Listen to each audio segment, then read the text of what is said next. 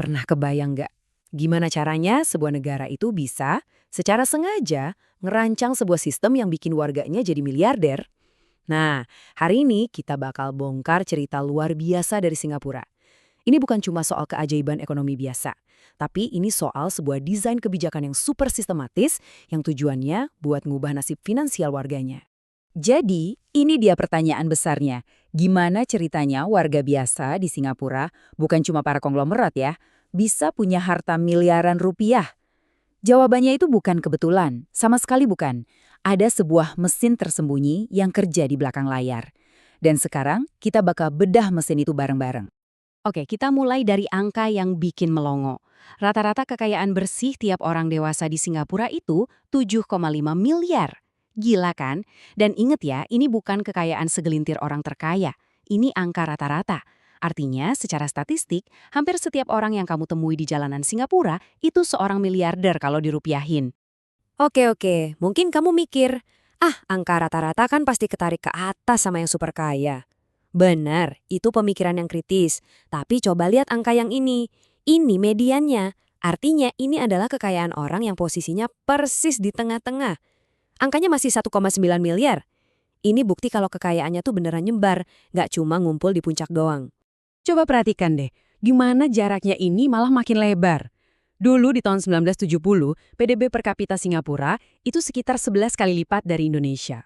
Hari ini, kesenjangannya jadi 18 kali lipat. Jadi pertanyaannya sekarang bukan lagi kenapa mereka kaya, tapi kok bisa mereka larinya jauh lebih kencang dari kita?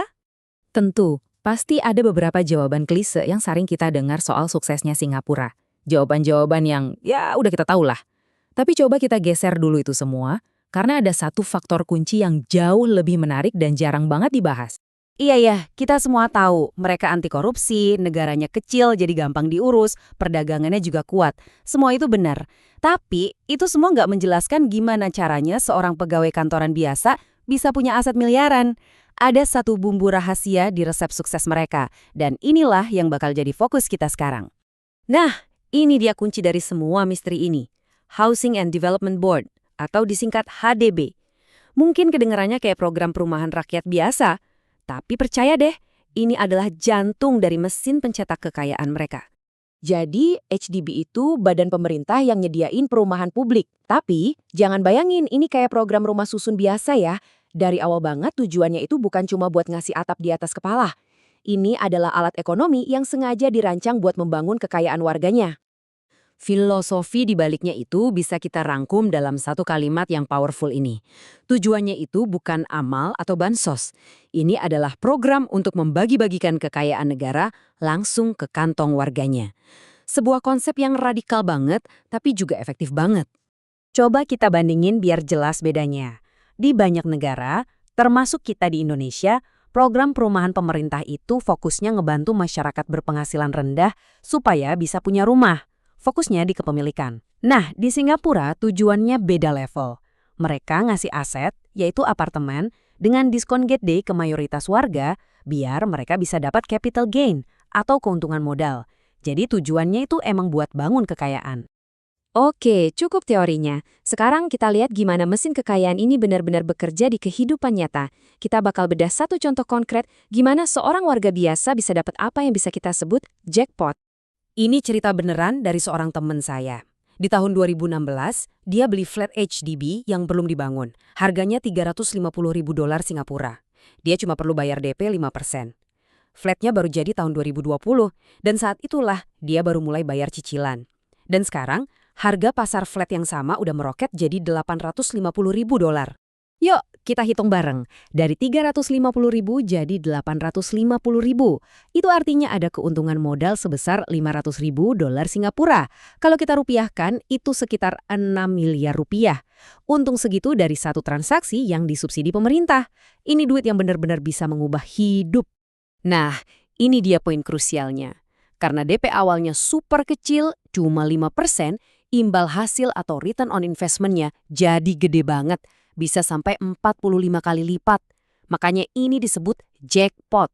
Kamu taruh modal sedikit dan negara bantu melipat gandakannya berkali-kali. Dan ceritanya nggak berhenti di situ. Setelah periode tinggal minimum, biasanya sih 5 tahun, warga bisa nyawain flat HDB mereka.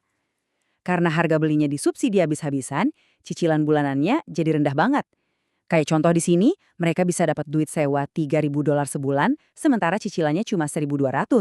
Hasilnya, pendapatan pasif hampir $2.000 tiap bulan.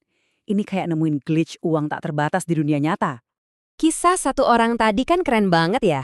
Tapi sekarang coba kita zoom out dan lihat dampaknya dalam skala yang lebih besar. Gimana sih kebijakan ini membentuk struktur kekayaan seluruh masyarakat Singapura secara terencana? Data ini nunjukin semuanya dengan jelas banget. Buat kelompok 20% penduduk dengan penghasilan terendah, 93% dari total kekayaan mereka itu datangnya dari 2 program pemerintah, Property HDB dan CPF, itu dana pensiun wajib mereka.